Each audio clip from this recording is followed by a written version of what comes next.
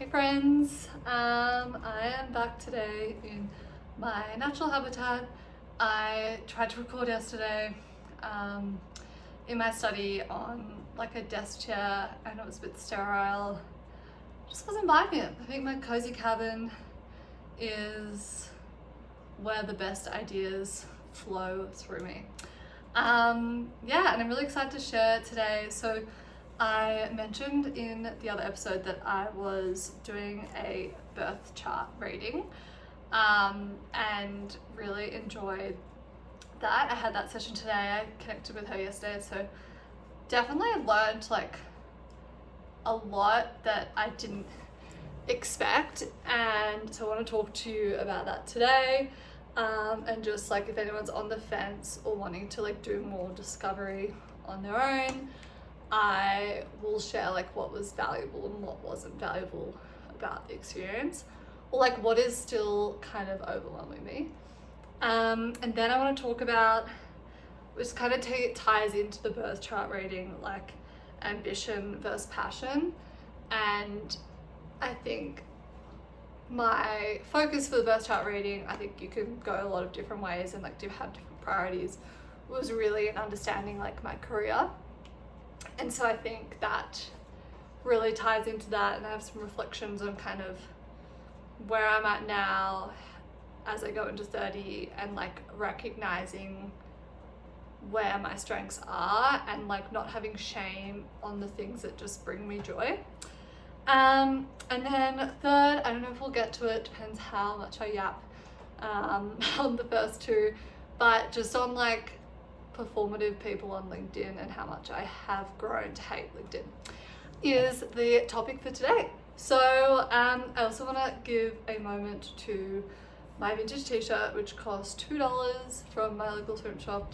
I'm obsessed. It just makes me feel like I'm just wearing like leggings today. I like kind of did a gym like just before lunch, and while I'm puppy sitting / obviously puppy parent, not sitting it for anyone, this is my dog.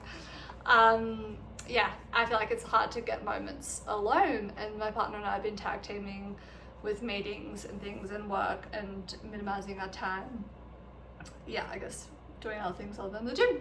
So he is at the gym now, so I have free reign of the living room to share my woo-woo reflections, which I don't think, many people would really be like not taking me seriously if they thought that I actually was into astrology. But honestly, for me, like, I think it's just a really helpful, I think I've said this before, but like map to react to, or like a mirror to reflect to. Like if you read something that's like a person, like, I don't know if you've been in your like corporate careers or have done like personality tests, or when like BuzzFeed was a thing, like it gives you something to react to. If you read something that says like you are highly extroverted and a social butterfly, you will either go, no, like I'm the most introverted person ever, that's not true.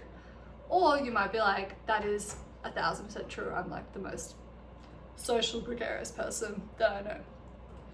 Both reactions are teaching you something that like maybe you already knew subconsciously, and I think maybe introvert and extrovert is like probably a bad example, but like in like whether you're, start lots of ideas but never finish them, like that's one that I have as like what I've now learned as a Gemini rising. I thought I had a Taurus rising. I'm going to talk to you about the importance of the birth time. But yeah, I think it's like you can read that and think, wow, that's such a good articulation of like a very innate talent or like behavior that I exhibit. Or you might be like, no, I actually think I'm more like this. And so you can work on that. If you think, actually, well, in what areas of my life might I be like this, and think about it. So I think in any sense, like if you want to like better yourself and show up better in work, career, relationships, family, etc. Like if you can have a tool where you're going to be open to like feedback that you may wish to accept or not accept, I think why not, Anyway, I'm very big on the whole self-discovery and learning thing. It's what I spend most of my downtime researching and thinking about when I'm not kind of looking at Pinterest and style ideas and things like that.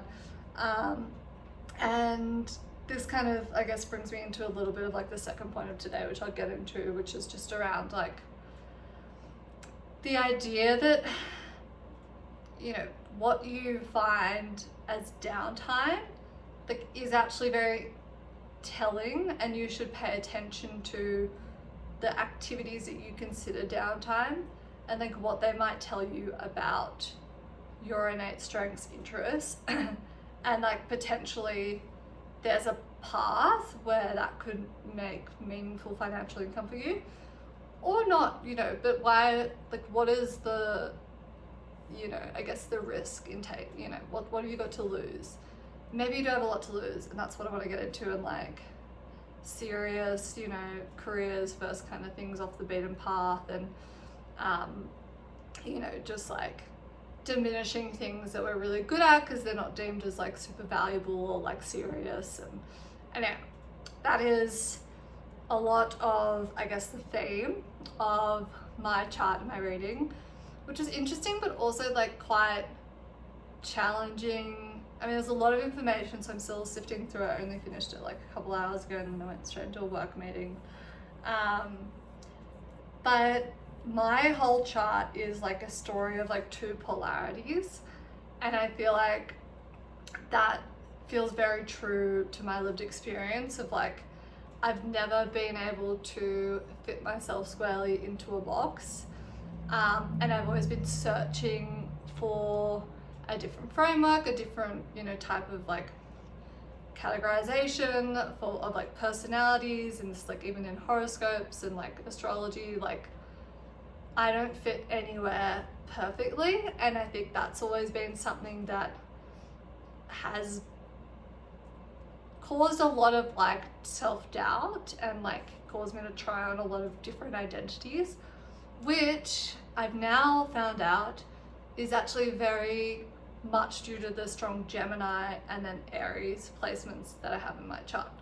So for example, I am an Aries sun, if you guys are into astrology, a Gemini rising and a Gemini moon.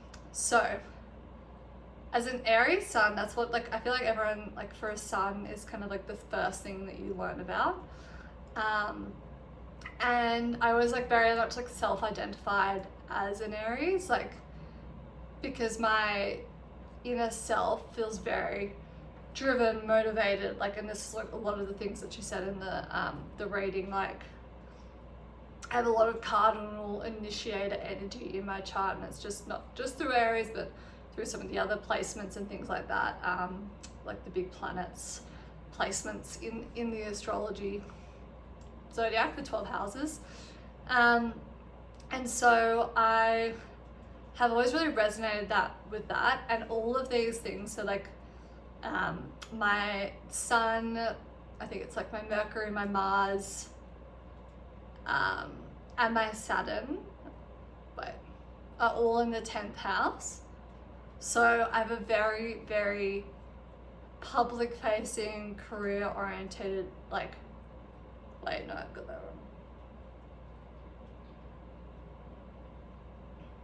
This is why I need my chart running. Let's rewind that.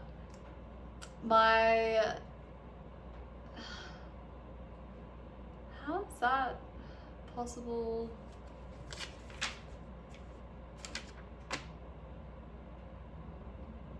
I think you can have two signs in one house. Is that right? No.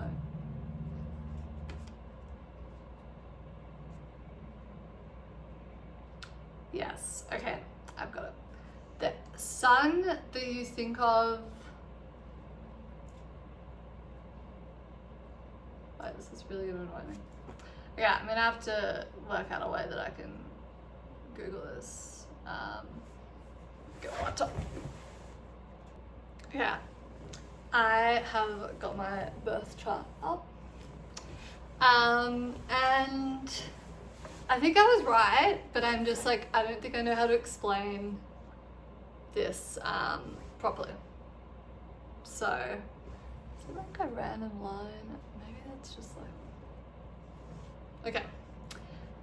So yes, I have a very heavy like 10th house placement, and my sun, like, I think because it's like the degrees, they like kind of border the 10th and 11th house, but essentially like my sun, Mercury, Mars, and Saturn all are in the 10th house, but because of the angles, and maybe this is wrong, and I'm not an astrologist, so I don't know, but essentially like my midhaven, maybe that's what it is, the midhaven's not here, it's also in the 10th house, which is your north node, is in Pisces. So that is a lot of where the conflict comes in with my the focus on my career really comes into that, like everything being very centered around my 10th house, which is the house of like career and public identity and legacy in your north node in your life. And I think for me, where the like tension comes from is like people think like that I might seem a bit lost, or I'm always trying all these different things, and kind of maybe that also plays into my Gemini rising, which is like, you know, very quick-witted, charming, like social, but like starts a lot of ideas but might not finish them, or like has so many things that they want to do that like it's overwhelming. And then like that's how I kind of show up in like social situations and when people get to know me, and like obviously in that like public career persona. Okay, let's get my dog out. We're trying the puppy lick pad in the crate, which apparently is a bit of a thing. Hello. No. Hey, sit down. Ralph.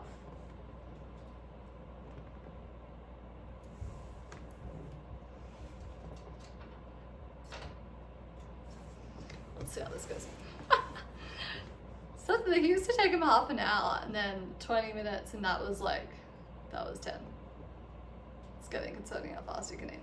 Anyway, yeah, so that for me is like, I have this like innate kind of like workhorse, get shit done, structured, very motivated energy around work. But because I think of like my Gemini rising, which can make like lighter situations, be very like sociable, like yellow energy, like starting lots of things, having too many projects at once, and this kind of like north kind of midhaven of like a very dreamy, flowy, like unsure, lost kind of sign of like the Pisces midhaven. I think well, that is that's one of my core challenges, I suppose, intentions that I've had throughout my career and life journey, so long as I remember it. And I think what is challenging for me and what I've really taken stock of, you know, post Saturn return. And so she talked about the Saturn return being like kind of this maturation of like, you know, having to force a lot of this like reckoning and challenges and learning about yourself and seeing what you can be pushed through, and coming out the other side of like, I am going to be the author of my life for the next chapter. And like Saturn comes around every like 30 years or something, so it's like the bulk of the, you know, 30 to 60 is a very sort of pivotal time. Like obviously 0 to 30 is too, but it's very like development transformative. But like 30 to 60, you are a little bit like locking in to who you are, who your identity is, what your opinions are, and like making sure that, you know, at that time when you're hitting that transition from like 29 to 30 is like, you know, what opinions are my own? Like, do I still hold that? Like things that you've been learning from your parents, from friendship groups, from school, from careers, mentors, like really challenging and asking yourself like, what is mine? And what do I want to take through on this next phase? And I think for me, this like the reason why I really wanted to do this reading was because I've been feeling through the last year, which is kind of as like, apparently that's kind of, there was like 3 moments in like May, September, and then end of Jan where like this has been really prevalent, is that throughout this experience and looking back, so the last 3 years I've been building my own business and very much in my Mars dominant. Okay. You're right. Very much in my Mars dominant kind of energy, very masculine energy, I guess in some respects, but when you think about it in relation to my chart, it's like structured versus like creative energy kind of outlets. And I think all, you know, focuses or ways of expressing yourself and you know, moving forward in your career. Sniffing around like crazy. And so something I've been thinking a lot about is like, rather than choose between structure and ambition and like, you know, starting things, I need, you know, things that feel like that is all very true, but at the same time I have this like dream to like be really creative and to have an impact, and like communication's a big thing, and delivering transformation or like sharing my transformation with others, and maybe it can help them transform, and like having a really deeper impact and purpose through that.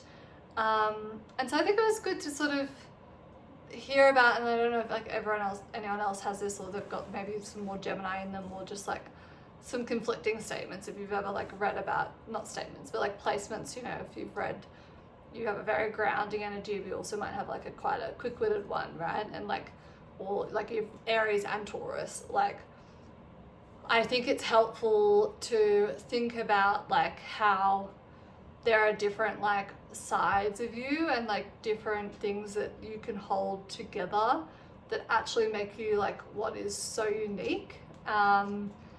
And I think that is a big part of like my reflections and learnings of the last few years, right? It's like owning what is like so uniquely you and leaning into that, being appreciative of those skills and personality traits and like, you know, views that you bring to the world. Like they are your compass and your like biggest asset in terms of like where you go in this life. And I feel like that's been a really big thing for me. And I think another thing that I want to talk to about this is in like the 8th house placements. Ralph, come here. Ralph? Okay. He ran upstairs, decided to rescue him before he went into one of the rooms and did God knows what with all the things that are on the floor. And now he's trying to find his lip pad, which hopefully has some more remnants in it to get me going another 10 minutes. Yes, okay, so what I wanted to talk about was the 8th house placement and or the significance of it. And this is where I have Neptune, Uranus, and Jupiter. So that's quite a significant energy. And apparently the 8th is like your like deep subconscious, like inner knowing, like very like kind of intuitive self. And I think what's interesting, or when she was kind of reading a lot of the like how these things interact, I was reflecting on like what I really am always searching for is like, what is my purpose? Like, what am I meant to be doing? Like, I don't want to waste this lifetime. I feel like such pressure to like live this life, the one that I've got, like with all the privilege and everything I've been born into, to like the top level. And I feel like that comes around from the like 10th, all the 10th house placements, the dream, the vision, the like fantasy world that like some of the Pisces midhaven energy gives me. But also obviously that areas of like go, go, go. Doesn't matter what we're working on, like let's just go. But I'm always searching for what that is, and because I am very like analytical, like research, want to dive into ideas, like with my Gemini kind of rising and moon, I feel like I end up just like I've got the Aries like energy and like kind of like immediacy or urgency to do things, but there's actually with all these kind of 8th house placements and a little bit more of like the creative expression in the Pisces, like those answers aren't gonna come from using my head. I think there's a real recognition of like the answers are gonna have to come from somewhere deep within, of like, this is what I'm choosing to be my destiny, this is what I'm choosing to contribute my life to, and like I trust that, you know, my drive, my intellect, my natural talents will get me there if I just continue to follow them. But I think, yeah, I mean, the reason I did this birth chart was like I saw some episode on Jay Shetty where this astrologer was interviewed, and she was talking about how she got into astrology, and she did a birth chart reading, and apparently the person was just like, you know, based on all this, like this is the exact career you should be doing. And she was like, wow, that's so weird, I've always had this like dream of doing that, but I've never like fully, like I've always diminished it, whatever. And so I kind of went into this being like, I just want to come out with an answer. I just want some stranger who's known me for, you know, an hour, who's read my birth chart, to tell me what it is I should dedicate my life to. That's how lost I can be. Maybe that is my Pisces energy, just being like, someone give me, like, I don't know where I'm going and I need someone to tell me so I can work hard and use all the other attributes I have to like get there. But ironically, or maybe not so, you know, she didn't give me that answer. She gave me like a line. What was the line she said? She's really good.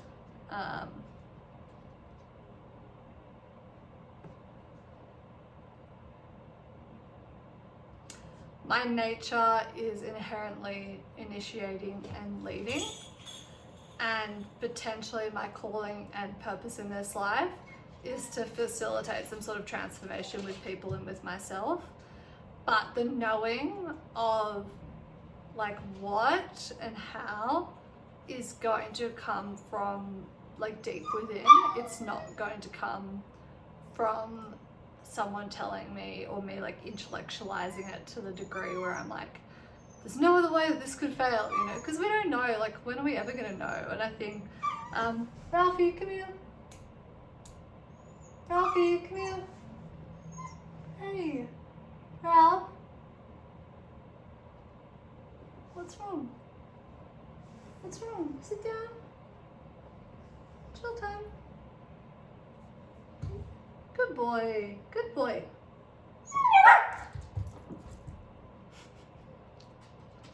Hey. No, don't start on the shoes. Hey, mister. Ralph. No biting my shoes. Nope. These are mine. Okay. It's close.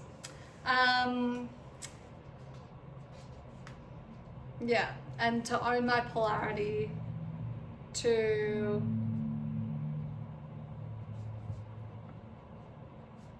bring practical solutions. Ow, ow, ow, stop it. Hey, hey. All right, this is gonna need a pause. We've got him in that crazy energy.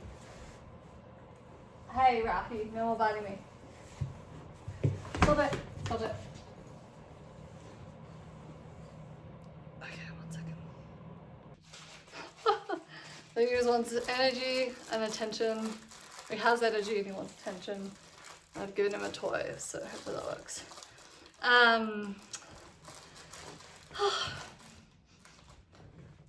You got a fart? I'm feeling like poop somewhere. Concerning, isn't it? She's back. So the first one that I have to do a fair bit of editing on because I got a little energetic pup today. Yes, so I am mildly disappointed that I didn't come away from this session with someone being like, yes, this is the career, this is your purpose, and I could finally be like, stop looking, you know, this is what I'll dedicate my life to. Unfortunately, I have to do the hard work deciding that myself, but I think that's also like, that's so important. Like, hey, stop it. No, you can't play with me like that the way you play with me. Stop it. Stop it. What's going on? I'm playing with this toy. I'm not playing with the others. Hey.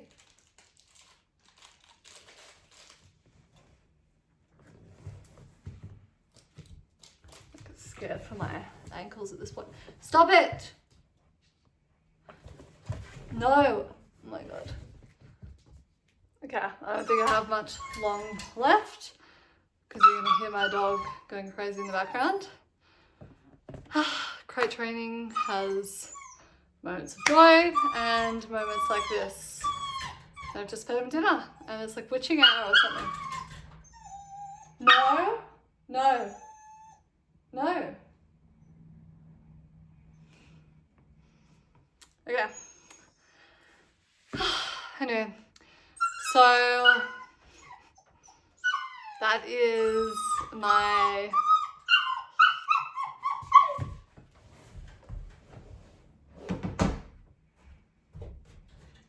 come out, but we're not playing, okay? Where's your octopus?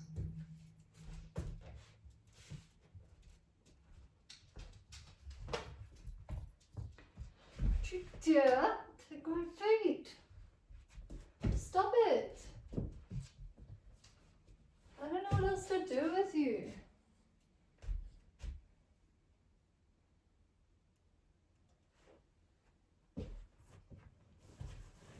Okay, that wasn't on pause. Definitely gonna have to edit this one. Ralph. So yeah, I mean, that was my key takeaway, I guess, from the birth chart placement, that maybe no one can tell you the exact career path that you're meant to be on, but maybe that's also part of your purpose and destiny is to look deep inside and figure out what that is for you and you uniquely. No more biting the shoes. No more. Good boy.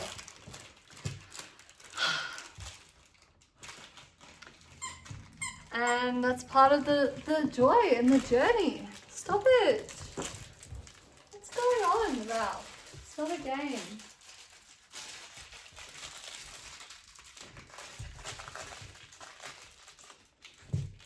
Oh my god, I'm like scared for my life. No. No. Okay, I've got my feet on a chair. It's the safest place for them. No. Relaxes. Maybe I'll last one tonight. Okay. So yes, for me, that answer is still eluding me, but that's what this podcast and series is all about.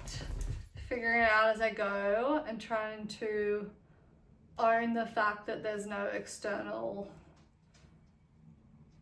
answer, that it is an internal answer that I need to come to of what is important to me and what do I choose to be my life's work between, say, the ages of 30 and 60.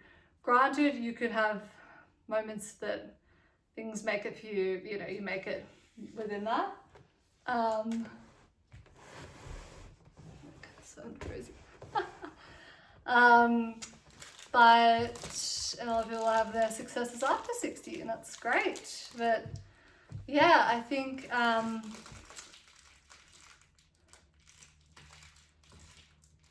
the answers are within, and that's a big moment of reckoning for me, I suppose. I've always been searching for those answers externally, and then because I would feel anxious or insecure that I don't have it figured out yet, or I don't have one clear path, that like I would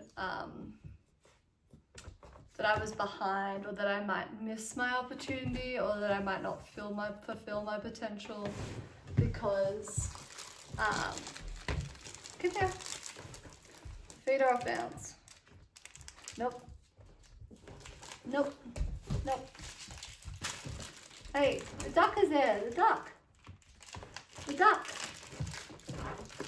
Stop it. Hey. No. No shoes. Stop it.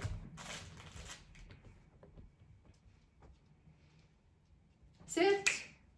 Good boy.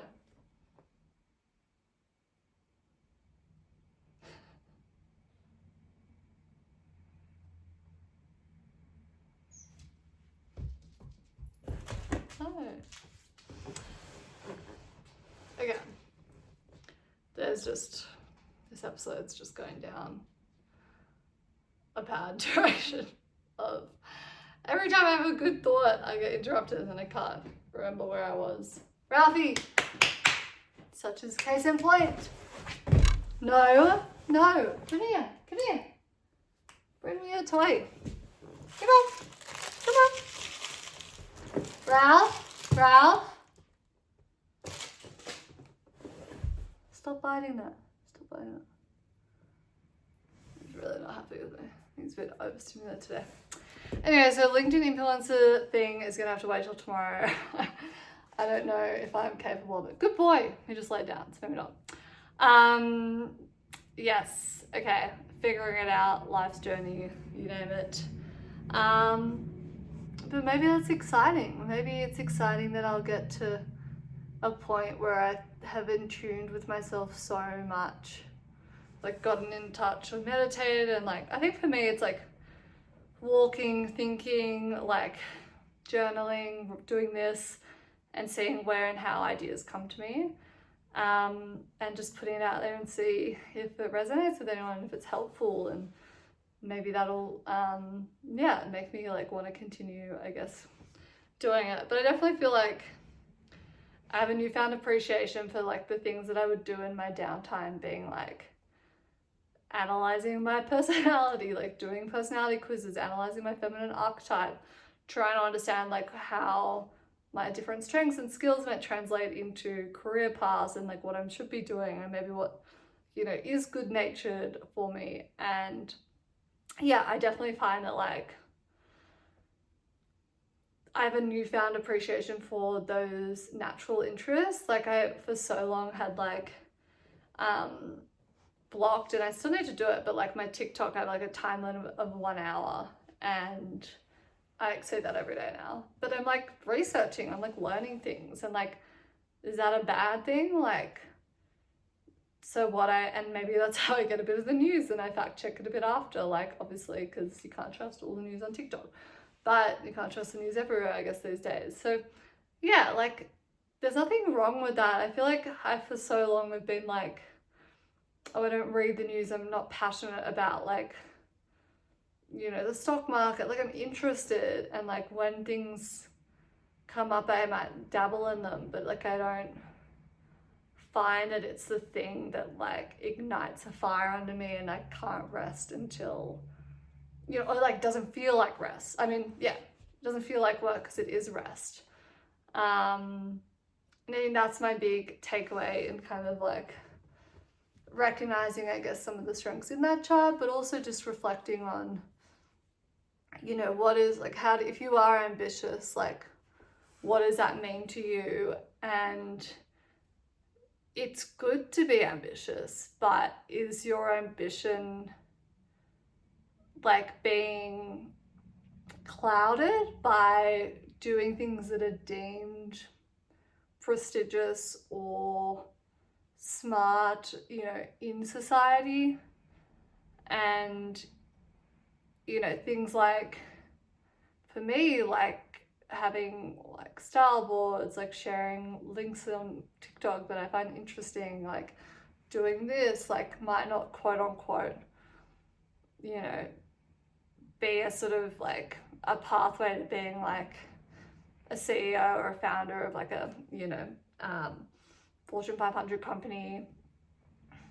But people like Oprah got started and look at where they led them, even like Emma Chamberlain. Like, you don't know where, like, what you start. If something comes really naturally to you and you really enjoy it, like, you don't know where it will lead you, and maybe it won't lead you anywhere, and it'll teach you and serve a purpose in another way.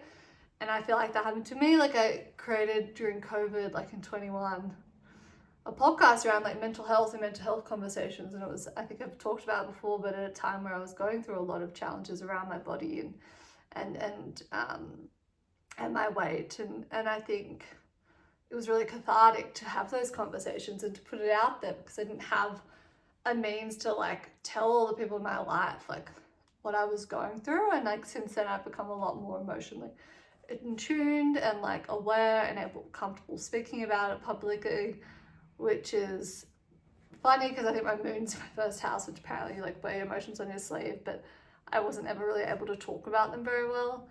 And so that served its course and ran its course, but I really enjoyed podcasting. And here I am coming back to it, but like with a whole, you know, 5 years under my belt of living and experience and a Saturn return and hitting 30, you know, getting engaged, moving countries, like so many big life changes and events in that time that like, yeah, my purpose is different. And I also like, I don't want it to be performative. And I was going to talk about the LinkedIn performative stuff, but maybe that's like a segue into another conversation just around doing work that you find fulfilling. But, you know, trying to do good, like I was like, oh, well, like I care about mental health, like I want to help everyone with their mental health.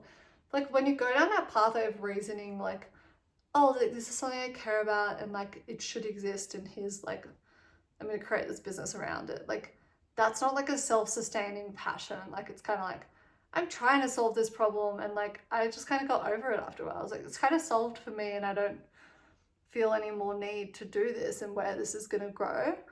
Whereas I have a lot of content just from my own life and like random thoughts and reflections that I have every day. And I feel like whenever I'm talking to my friends who are like inspired by or kind of like curious about my career path and what I'm doing, and like, you know, doing things like taking sabbatical, starting a business, moving countries, like all these big leaps and risks that like I think motivate some of the people around you to take not necessarily the same actions, but when they see someone living their life in the way that they want to, and like, oh, I want to do this, and then I just do it, like that gives people this like, you know, kind of like, well, I've always wanted to do this, like why aren't I doing that? Like their internal reflection. Or it can like ignite something in people when you're like doing all these things that you want to do and you're chasing them and it's happening, and they're kind of not ready to look at that, and it's maybe igniting something in them that makes you kind of feel like a person who they don't want to be around. Like I find like my lifestyle and everything that I've gone through like can be quite polarizing, and I think, yeah, you just live and you learn, and the people who are with you along the way will be there. So yeah, I feel like if anything ever feels performative or like it sounds good or it's socially good, but like maybe it is like close to what you're meant to be working on, but it's got to be something that's like doesn't feel like work, and maybe you don't know where it's going to take you. And a lot of those like successful businesses start because people like have a problem. They're like, I can't put this spreadsheet in this like table or this file. Like, let's build a business around that. That's great. But for me, my work's never going to be productivity B2B SaaS. Like I'm doing a tool right now, but it does have like an ESG focus. So it does help me. Like I feel like there's a purpose and meaning to making that kind of work more,